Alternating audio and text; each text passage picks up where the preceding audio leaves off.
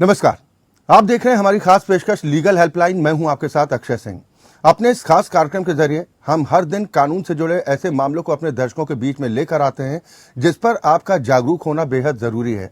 आज हम बात करने जा रहे हैं राष्ट्रीय सुरक्षा कानून यानी कि रासुका यानी कि एनएसए की। इस विषय से संबंधित अगर कोई भी सवाल है तो आप हमारे साथ इस कार्यक्रम के माध्यम से जुड़ सकते हैं। कानूनी विशेषज्ञ के माध्यम से हम आपकी समस्याओं का समाधान करने की कोशिश करते हैं। आज का जो हमारा विषय है वो नेशनल सिक्योरिटी एक्ट यानी कि राष्ट्रीय सुरक्षा कानून से जुड़े मसले पर है। नेशनल सिक्योरिटी एक्ट या फिर राष्ट्रीय सुरक्षा कानून एक ऐसा कानून है जिसके तहत किसी खास खतरे के चलते व्यक्ति को हिरासत में लिया जा सकता है। अगर प्रशासन को लगता है कि किसी शख्स की वजह से देश की सुरक्षा और सद्भाव को खतरा हो सकता है तो ऐसा होने से पहले ही उस शख्स को रासुका के तहत हिरासत में लिया जाता है। इस कानून को 1980 में देश की सुरक्षा के लिए सरकार को ज्यादा अधिकार देने के मकसद से बनाया गया था। इस कानून का इस्तेमाल पुलिस कमिश्नर, डीएम या राज्य सरकार कर सकती है।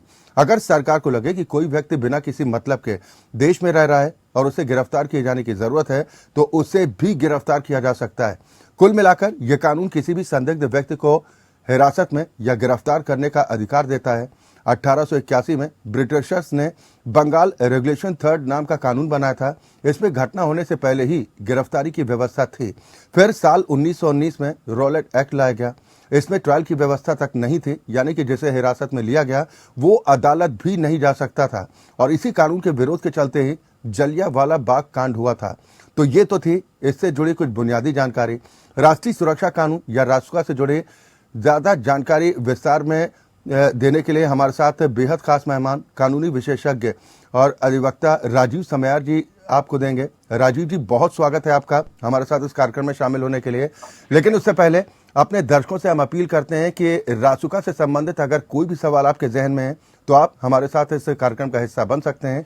फोन लाइन्स खुल चुकी हैं और टेलीविजन स्क्रीन पर जो नंबर फ्लैश हो रहे हैं इन नंबर्स पर कॉल करके आप हमारे साथ इस कार्यक्रम का हिस्सा बन सकते हैं। 0120-6127-937, 0120-612-7938 ये 2 नंबर हैं। इनमें से किसी भी नंबर पर कॉल करके आप हमारे साथ इस कार्यक्रम का हिस्सा बन सकते हैं। आज हम बात कर रहे हैं राष्ट्रीय सुरक्षा कानून यानी कि एनएसए की। राजीव समयार जी हमारे साथ जुड़े हैं जो दर्शकों के सवालों का जवाब देने के लिए और साथ ही इस कानून से संबंधित तमाम जानकारियों के लिए हमारे साथ मौजूद हैं। राजीव जी, एक बार फिर आपका बहुत स्वागत है हमारे साथ जुड़ने के लिए। पहला सवाल यही है कि राष्ट्रीय सुरक्षा कानून है क्या, जरा इसको परिभाषित कीजिए ताकि आम दर्शकों को समझ में आए।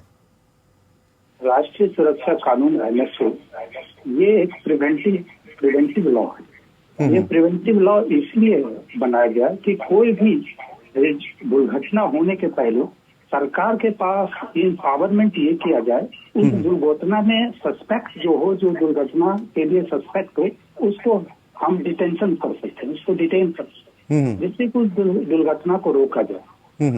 जैसे आपने अपने हमें बताया रासुका के बारे में, ये हमें बंगाल रेगुलेशन एक्ट से हिस्ट्री इसकी शुरू हुई है और हिस्ट्री शुरू होते ये जो है 1939 में डिफेंस एक्ट आई और देर आफ्टर जो इंडिपेंडेंस के बाद ये नेहरू सरकार ने इसको राष्ट्रीय सुरक्षा, उसके पहले नेहरू सरकार ने इसको बनाई। उस नेहरू सरकार ने एक प्रिवेंटिव एक्ट बनाए और वो प्रिवेंटिव एक्ट जो है वो 1969 में संशोधित हो गए। उससे एक टाइम लिमिट थी। देर आफ्टर जो है सो इंदिरा गांधी की सरकार आई, उन्होंने एक मीसा एक्ट बनाया राष्ट्रीय सुरक्षा के हिसाब से, maintenance of internal security act है ना। उसके बाद ये वो 1977 में जब सरकार जनता पार्टी की आई, इसको एबॉलिश कर दिया गया और 1980 में ये जो है एनएसए नेशनल सिक्योरिटी एक्ट का एग्जिस्टेंस में आई। तो 1980 में जो एग्जिस्टेंस में आई ये नेशनल सिक्योरिटी एक्ट, इसका बेसिक पर्पज था कि किसी भी इंटरनल सिक्योरिटी के कारण, एक्सटर्नल सिक्योरिटी के कारण या किसी लॉ एंड ऑर्डर के से अगर कहीं कोई डिस्टर्बेंस होती है और ये लगता है कि द सस्पेक्ट इज देयर और they are the part of this incident और they could be part of the incident, तो ये प्रिवेंटिव एक्ट है और उस कंडीशन में उस सस्पेक्ट को डिटेन कर लिया जाता है जी। और इसी ये पावर जो है तो स्टेट गवर्नमेंट के पास भी है, सेंट्रल गवर्नमेंट के पास भी है जी। डिस्ट्रिक्ट मजिस्ट्रेट के पास भी पावर हो और कमिश्नर ऑफ पुलिस के पास है और ये एक्ट जो 1980 में इसमें ले डाउन किया गया सारा। सर आपने ये तो बता दिया कि एनएसए आखिर क्या है और इसको लाने के पीछे जरूरत क्या पड़ी, ये भी आपने दर्शकों को बता दिया है, लेकिन एनएसए या फिर राष्ट्रीय सुरक्षा अधिनियम के 3 भाग कौन कौन से हैं, क्या हैं ये? राष्ट्रीय सुरक्षा अधिनियम के सबसे इम्पोर्टेंट भाग जो है वो भाग 3, जहाँ एम्पावरमेंट दिया गया है कि किसी भी ऑफिसर को, जो ऑफिसर डीएम होते हैं, जो ऑफिसर कमिश्नर ऑफ पुलिस होते हैं, जो स्टेट गवर्नमेंट होते हैं, जो सेंट्रल गवर्नमेंट होते हैं, इसमें ये पावर दिया है कि आप सस्पेक्ट को, जहाँ से आपको लग रही है कि राष्ट्रीय सुरक्षा के लिए ये व्यक्ति खतरा है, लॉ एंड ऑर्डर के लिए व्यक्ति खतरा है, तो उस व्यक्ति को आप बिना किसी कारण के आप उसको डिटेंशन कर सकते हैं जी।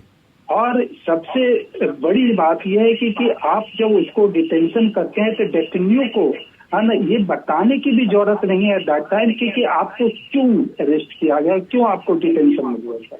तो सबसे इसकी इम्पोर्टेंट जो सेक्शन है पार्ट है वो सेक्शन 3 है, जहाँ पर एम्पावरमेंट है स्टेट गवर्नमेंट को, सेंट्रल गवर्नमेंट को, डीएम को, कमिश्नर ऑफ पुलिस को कि they can detain any person they having the reasonable and suspect that कि दिस पर्सन, वो पर्सन जो है वो किसी इंटरनल सिक्योरिटी के लिए, लॉ एंड ऑर्डर के लिए या फॉरेन या टेररिस्ट एक्ट के लिए या किसी भी एक्ट के कंसर्न के लिए ये लॉ एंड ऑर्डर के लिए ट्रबल होगी तो उस आदमी को डिटेन कर देगा। वो कौन कौन से अपराध होते हैं जिनमें एनएसए के तहत कार्रवाई की जा सकती है?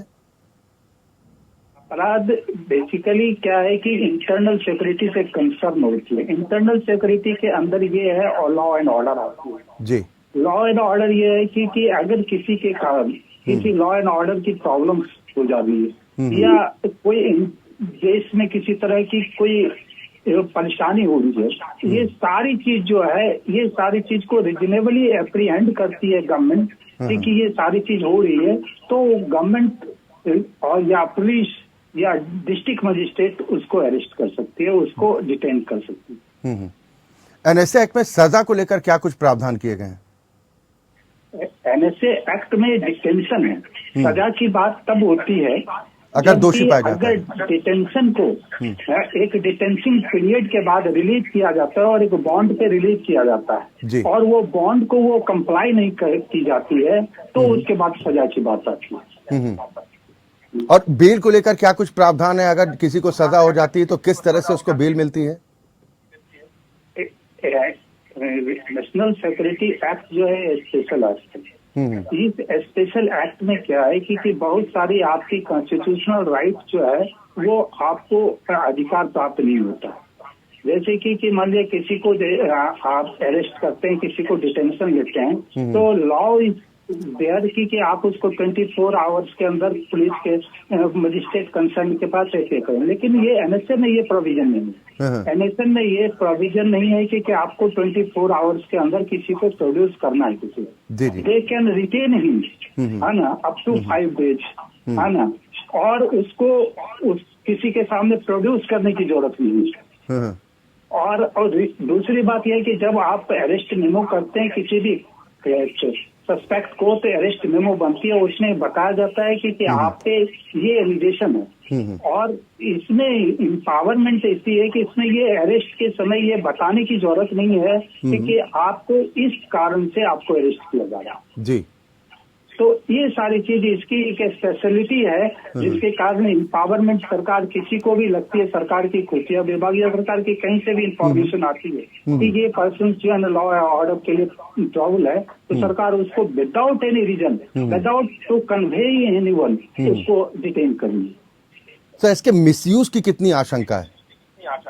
इसकी मिसयूज जब मीसा हुआ करते थे इसके पहले, इसके प्रीवियस लॉ, इसकी मिसयूज हुई थी तो जिसके कारण के क्या है कि सारे पॉलिटिकल पार्टी को सरकार ने तो जेल में डलवा दिया था। तो इसकी मिसयूज टारगेटिंग भी होती है। टारगेटिंग ये होती है कि लगता है कि ये पॉलिटिकल एजेंडा पे फिट नहीं पड़ेगा। जी जी। और अगर उसकी कोई एक्ट जो है या कोई स्पीच या किसी तरह का कोई कंडक्ट जो है वो इंटरनल सिक्योरिटी से कंसर्न कहीं से भी दिखता होता है तो सरकार जो है, जो गवर्नमेंट में सरकार है, वो उसको मिसयूज कर सकती है। नहीं, दरअसल मेरा सवाल इसलिए था सर, कुछ ऐसे भी मामले अक्सर सामने आ जाते हैं जब रासुका के तहत कार्रवाई की जाती है, रासुका तामील कर दी जाती है, लेकिन बाद में उस शख्स को निर्दोष पाया जाता है, बरी कर दिया जाता है। तो ऐसे में क्या अधिकार होते हैं उस व्यक्ति के पास जिसके खिलाफ इस तरह का एक्शन होता है और बाद में वो निर्दोष पाया जाता है?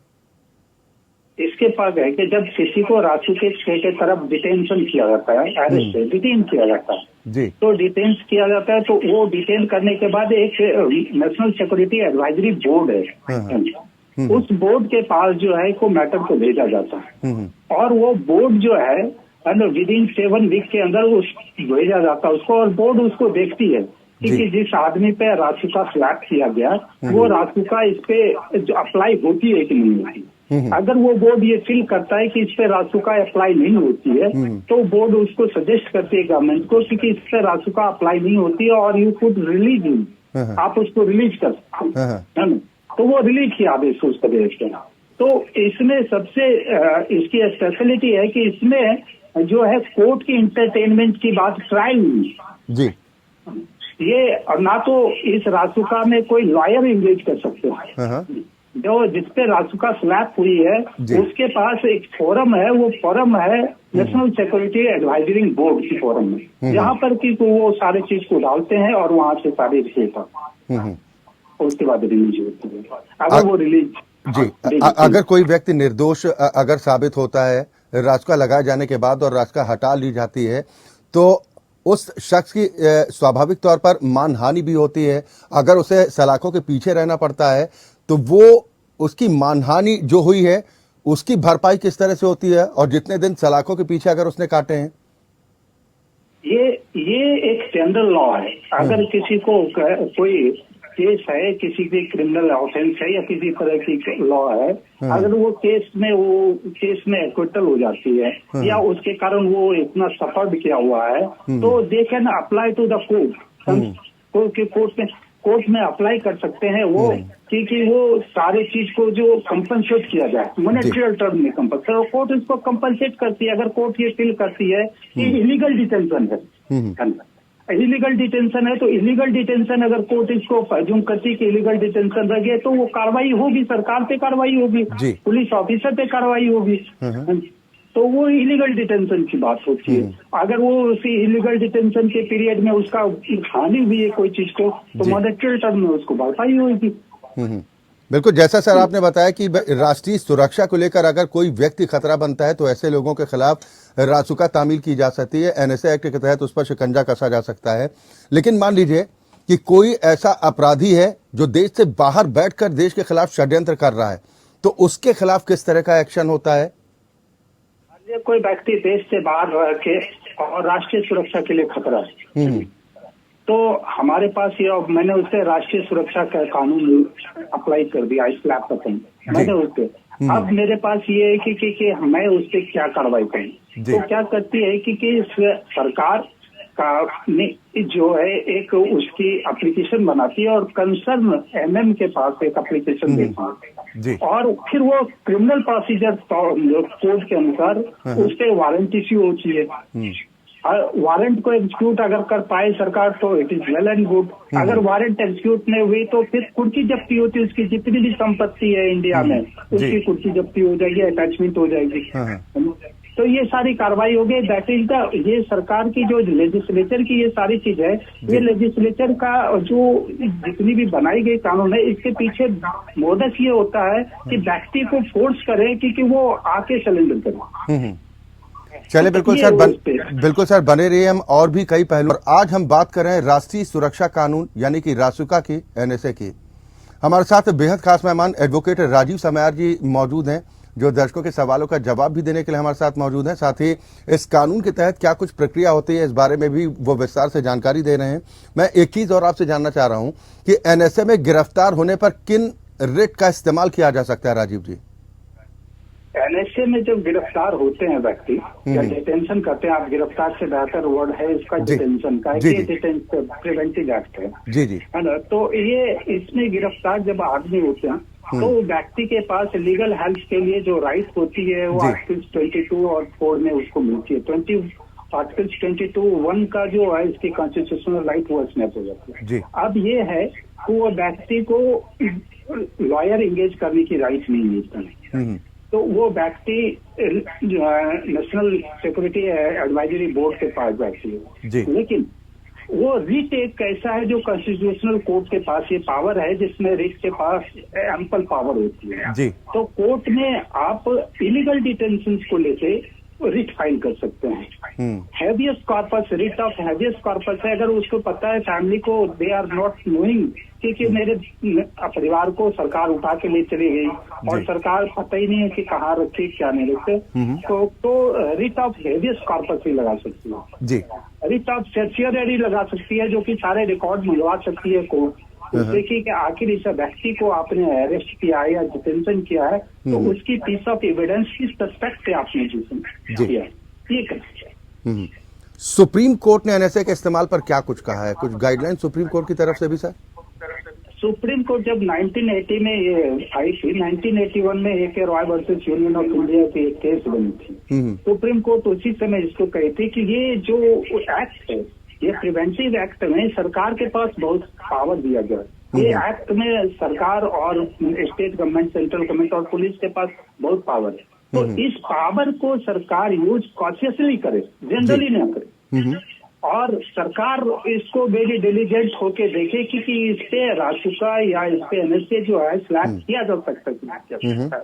और सरकार अगर इस तरह की कि इसको मिसयूज करती है तो सरकार जो आंसरेबल होगी, तो सरकार को बड़ी कड़ी चेतावनी सुप्रीम कोर्ट ने दी है कि इस एक्ट का मिसयूजर ना होना चाहिए, चाहे पॉलिटिकल एजेंडा सेट करने के लिए हो, चाहे किसी तरह की किसी व्यक्ति को टारगेट करके करना हो, इस तरह की बात नहीं होनी चाहिए। तो सुप्रीम कोर्ट ने बार बार बहुत सारे जजमेंट उसके बाद आती रहे, फंडामेंटल जजमेंट वहीं से शुरू हुई है, तो वो सारी चीज आती रहे और सरकार को जो सुप्रीम कोर्ट ने बड़ी कॉन्शियसली इसको अप्लाई करने के लिए कहा है। और सरकार जनरली इसको अप्लाई करने के पहले जो चाहती है कि हम इसको सारी कॉर्नर्स को देख लें कि it should be applied upon such person और नॉट। बिल्कुल सर, अब कार्यक्रम के समापन का वक्त है। इस विषय से संबंधित कुछ खास जानकारी अगर आप दर्शकों के साथ शेयर करना चाहते हो, और साथ ही जो एडवाइजरी बोर्ड का आपने जिक्र किया, इस एडवाइजरी बोर्ड में कौन कौन से लोग होते हैं?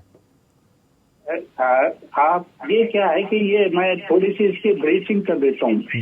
जब नेशनल सिक्योरिटी एक्ट जो है किसी पे अप्लाई होती है जी, तो वो उसमें सरकार के पास या पुलिस के पास, पुलिस कमिश्नर डीएम के पास ये राइट है कि व्यक्ति को आप डिटेंशन में ले जाते हैं। बट उस व्यक्ति जिसको आप डिटेंशन में लेते हैं उसके पास ये पावर नहीं होती है कि वो कोर्ट में ट्रायल करे या किसी को किसी कोर्ट में बेल करे। तो सरकार उसके पास वो राइट खत्म हो जाती है, लेकिन उस व्यक्ति के पास ये राइट है कि वो नेशनल एडवाइजरी बोर्ड के पास है ना अपनी बात कहे, और सरकार उसको परमिट करती है कि नेशनल एडवाइजरी बोर्ड के पास होता है। नेशनल एडवाइजरी बोर्ड जो होती है वो इम्पावर 3 मेंबर्स ग्रुप होती है, जो कि सरकार बनाती है उसको, और जो उस बोर्ड के मेंबर होते हैं उसकी qualification as equivalent to high court है ना जजेस के बराबर होती है, जिसके पास की लीगल नॉलेज भी होती है और सारी चीजें, वो जितनी भी डॉक्यूमेंट्स होती है जो सरकार उसके सामने प्लेस करती है कि हम इस सस्पेक्ट को डिटेंशन करें, वो उसको देखती है। अगर उसको लगता है कि नहीं ये detention is a correct one, तो वो डिटेंशन को 3 महीने से 3 महीने तक उसको करती है। और ये हर डिटेंशन जो है वो 3 महीने तक ही अप्लाई होती है, और ये 3 महीने के बाद फिर अगले 3 महीने के लिए अप्लाई होती है। 1 टाइम डिटेंशन इसको निकला, तो इसका मैक्सिमम पीरियड जो होती है वो 12 ईयर्स होती है, 12 मंथ्स होती है, सॉरी 12 मंथ्स होती है इसकी डिटेंशन की। और इसमें अगर जब रिलीज ऑर्डर हो गई, मान लिया किसी एडवाइजरी बोर्ड ने रिलीज ऑर्डर कर दिया कि नहीं ये detention it is not correct है ना, तो सरकार जो है कंपेल्ड है उस आदमी को रिलीज करने के लिए। और सरकार वो जब रिलीज करती है, जैसे कि और क्रिमिनल केसेस में एक बॉन्ड बढ़वाती है कि पोस्ट बेल बॉन्ड होती है, उसी तरह यहाँ बॉन्ड बढ़वाती है कि आपको इस समय इस ऑफिसर के सामने आपको प्रेजेंट होना है, जब भी बुलाएं तो आपको यहाँ आना है। वो बॉन्ड बढ़वा के उसको रिलीज करती है। अगर सरकार उसके बाद रिलीजिंग ऑर्डर के बाद भी अगर उसको नहीं करती है रिलीज, तो कोर्ट उसको इंटरवीन करती है और उसको इलीगल डिटेंशन करार देती है। चलिए, बिल्कुल, बहुत शुक्रिया राजीव समयार जी, आप हमारे साथ जुड़े और आपने इस विषय से संबंधित तमाम जानकारियां हमारे दर्शकों के साथ रखी है। फिलहाल बहुत शुक्रिया हमारे साथ इस कार्यक्रम में जुड़ने के लिए। दरअसल इस कार्यक्रम का मकसद ही यही है कि लोगों को कानूनी जानकारियां ज़्यादा से ज़्यादा पहुंचाई जाए, ताकि आपको अपने अधिकारों के बारे में जानकारी हो। लीगल हेल्पलाइन का सिर्फ यही मकसद है। इसी के साथ हमारी खास पेशकश में अभी के लिए बस इतना ही। खबरें लगातार जारी।